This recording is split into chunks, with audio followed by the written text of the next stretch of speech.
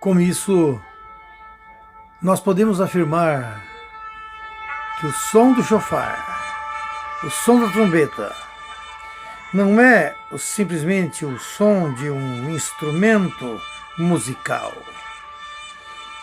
É dos mais antigos e não é usado para prazer ou diversão, mas simboliza um chamado para o arrependimento dos pecados.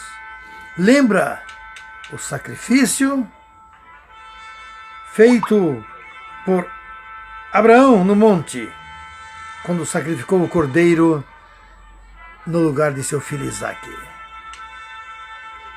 Isso nos demonstra que o som do shofar é um som dos céus para nós ouvir e colocar em prática o pedido